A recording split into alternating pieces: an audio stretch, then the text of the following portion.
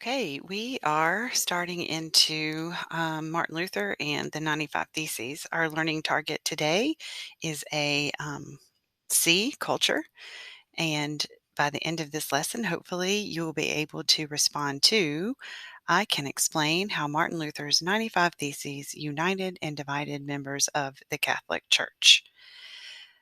Now, if you're in class with me, we're going to do these add-ons. If you are a missed class and you are watching this later, then I'll just ask you these questions. So this is just to get you thinking about this whole idea of something cultural, something about your culture, being able to unite people or divide them. So this is a common North Carolina. Um, Either you pull for the University of North Carolina or you pull for Duke. This one's, close to home for me because I went to the University of North Carolina. So you know which side of this belief I fall on. But if you are in class or you're, meeting with people and you have this conversation, then it becomes quite heated sometimes with UNC versus Duke. So this is an example of how something cultural, which is colleges, basketball, fandom, that kind of thing, can divide people of the same society, which is North Carolinians, and they can be divided as into whether they are fans for UNC or fans for Duke, and they would give you many reasons why. If we're in class, you'll be just dragging a thumbs up under which you would pick, and if you are neutral, then I'm going to tell you to put it in the middle. So, just a way to think about how something cultural can divide people of an area, because obviously we're going to be looking at um, the religion, which is a part of culture. We've been talking about how powerful um, the church has been in the lives of people during the Middle Ages and then early into the Renaissance.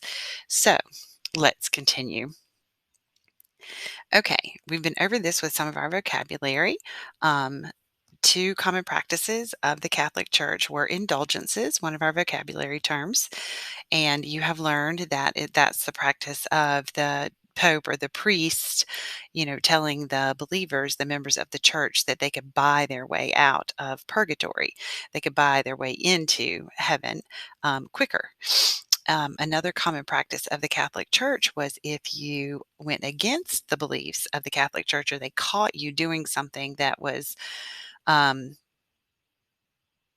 a commandment, I guess, of the church, then they could excommunicate you, which was the power to actually kick you out of the church, the faith. You would no longer be a member. And that was a big deal for that time period because if they kicked you out of church, it's not like you could just run down to the next corner and there was another church that you could become a member of. Remember, it's the Catholic Church is the church. It's not like our modern day where you can look out the window or maybe you're driving around through your small town or Winston-Salem and there is a church, on every other block and maybe one's the Methodist church and the Baptist church and the Episcopalian church. That does not exist yet. It is the Catholic Church. So if you're kicked out of the Catholic Church, then they believe that you would not, your soul was damned. You were not going to go to heaven, right? So those were two common practices of the Catholic Church at this time. Again, if you're in class, you're going to do a draggable activity right now. Church leaders taught believers that they could buy their way out of sin. You're going to pick either true, false, or you don't know. And then we'll discuss that in class. So hopefully you know that that is true. If you're not in class, you've missed class. Church leaders taught believers they could buy their way out of sin. True. Um, so, and another common practice was the selling of the selling of sacred relics, holy relics. Sacred's one of our vocabulary terms. If you could not afford the price that they were charging for your letter, your indulgence, then you could sell some family heirlooms that were holy, sacred to the church. Maybe they've been passed down to you from family member to family member, and you could sell that back to the church. Also, not, a practice that is looked well upon anymore, but at the time that was a common practice of the Catholic Church. I pulled this image from ABC News, Mary Guerin telling us that the sale of indulgences helped pay for the rebuilding of St. Peter's Basilica in Rome. So, what the priest might be telling the people the money was for, they were actually using it, as we've talked about when we learned the vocab term, to line their own pockets or to, make these beautiful, showy churches. Okay, so we're going to watch this together and then answer some questions. If you're in class, we're going to watch this, of course, and we're going to answer the questions together. If you miss class, and then you should be able to pull this. I will drop it in the chat for class so that you can watch it, or you can watch the recording. Okay, so we're going to watch that in class together. All right.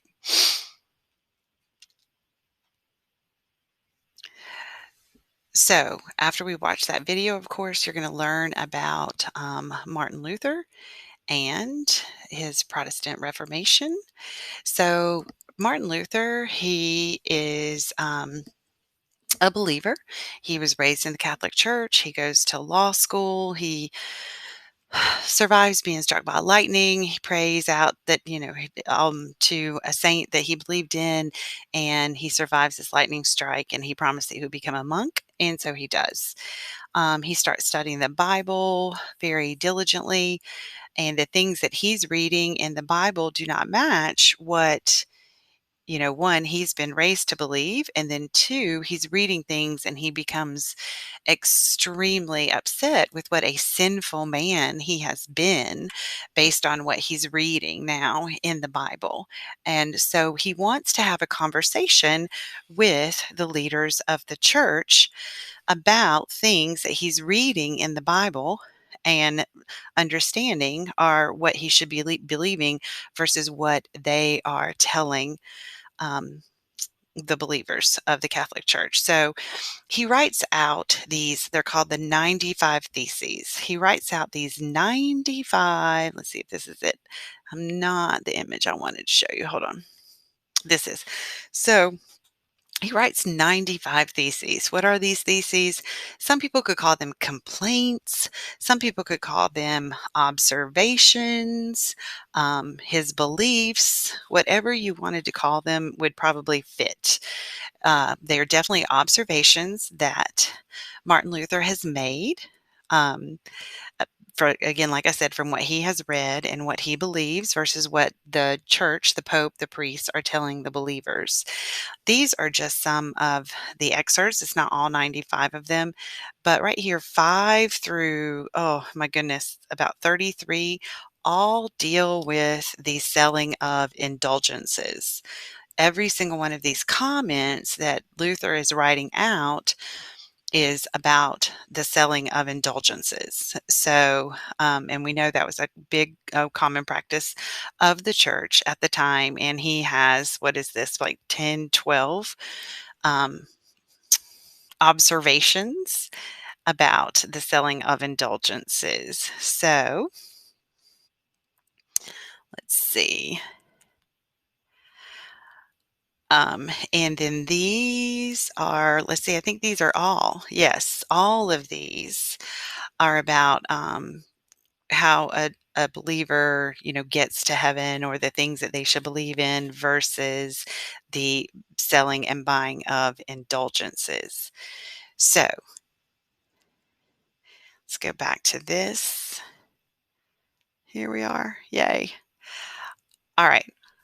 So what he does is, like I said, he wants to have a conversation and he writes these out and he goes and he tacks them on the church door. Now, this might sound interesting to you, but he didn't go and, nail them on the church door because, oh my goodness, he wanted to be seen by everybody.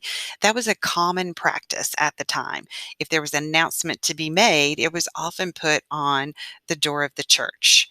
And so it's like, our bulletin boards or, you know, a sign that you might have on your door for, "Hey, UPS driver, don't ring the bell, the baby's sleeping," kind of thing. So it was a common practice to put notices on the door of the church. And so he put his 95 um, observations about the church on the door of the church, hoping to have a conversation, to start conversations, not just a conversation, but to start conversations. And as you see at the bottom, the his goal was to have some change for the better of all believers. Because if people, were told by the church that they must earn a place in heaven, then the way they did that, it was through paying indulgences, or they donated their relics or their antiques and heirlooms. This was a much easier practice if you were rich, and it was a very unfair practice if you were poor. So that's what, something he's pointing out. The church, is teaching you that they are in charge of saving souls. One example of this is, excuse me, they have the power to excommunicate you, because if they kicked you out of church at the time, as I just said, then they believed you weren't going to heaven. So that's being in charge of saving your soul. Only priests at the time could read the Bible. The Bible at the time was written in Latin and I think Greek, and the people couldn't read it. Not many people could read. If you were a priest, monk, pope, you could read. And so, of course, people, they grew up, they believed and trusted the words of the priest. So this is another reason he wants to have a conversation with the priest, with the church, and with the church members, so that they can hear, the things that he's learning also by reading. And something else that you're taught by the church, which, is a legacy of thousands of years, and also the Middle Ages, which we were talking about at the first of this unit, is your life was driven by what the church said, how you were supposed to behave, how you were supposed to live, you were supposed to believe, and living your life based on what the Pope is teaching, the priests are teaching, that was the status quo, the norm, what was expected. People living their lives obeying the church's teachings was the status quo at the time. So Martin Luther is a radical because he wants to have these conversations about some points he's making, 95 of them, that are going against the status quo. Again, with the goal of changing for the better. The idea being that the church will change for the better of all the believers, not just the wealthy gain of the church. So he writes these, he posts them up, he hopes to have a conversation. And as we saw in class, when we watched the short little fun cartoony video, that didn't work out so well for him. Um, so he actually gets in lots of trouble, but this starts this time period known as the Protestant Reformation, because you have people that still are going to follow the Catholic Church, and then you have people that are going to listen to Martin Luther. Martin Luther, who says, nope, people are saved by their own faith and by the grace of God. That is what I have read in the Bible. Martin Luther says, nope. Buying of indulgences, this is not in the Bible. This is a meaningless practice. Oh my goodness, that's what he's saying? Yes. And that the church has no power over your afterlife.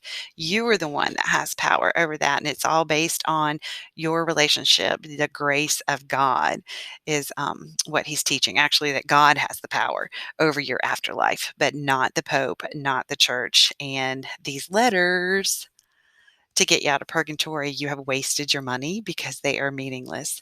Ah.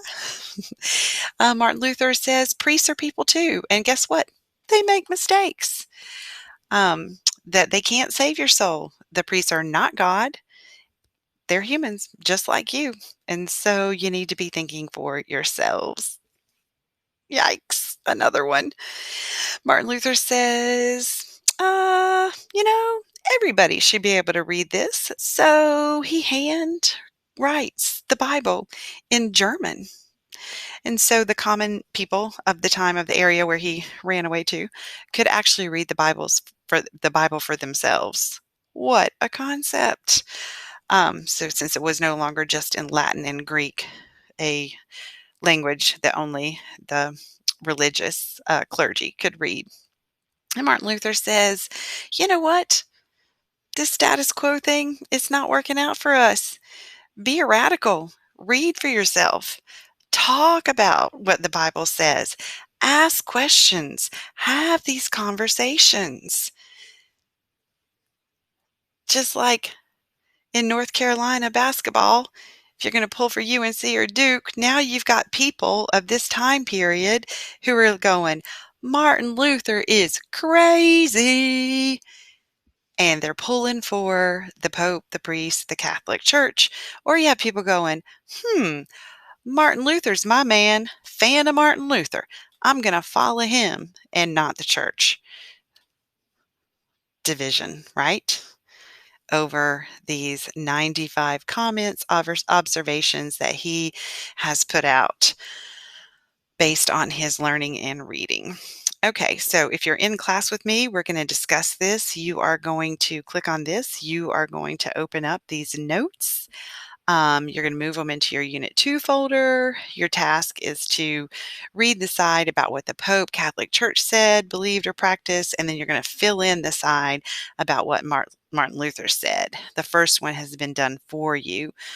You can rewatch this video, but you're going to do this on your own, and you're going to upload your completed copy to Canvas. And then your final task, that's your processing task. Your final task will be a product, and you're going to pick a side.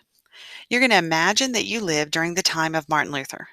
You're going to choose to be a believer of what you've always believed, the Pope, the Catholic Church, the status quo, which is fine, what they say.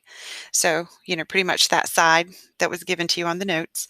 Or you're going to decide that you're a follower of what Martin Luther says. It doesn't matter which side you pick, but pick a side. And based on whichever side you pick, you're either a member of the Catholic Church or you're a follower of Martin Luther, you're going to respond to the following prompt. So on Canvas, this will be the assignment. Miss Brenda wants to read the Bible for herself, spend alone time praying to God, and asking other people questions about their faith in God. She comes to talk to you. Depending on which side you chose, tell Miss Brenda how you feel about her desires to read the Bible herself, her desire to pray to God without the help of the Pope or the priest, and about how her asking others questions about their beliefs. Be sure to use evidence from either the Pope side of the notes or the Martin Luther side of the notes in your responses to these 3 items. All right. Okay, let's see. And I will see you back in class. Oh, I meant to stop that. Shoot.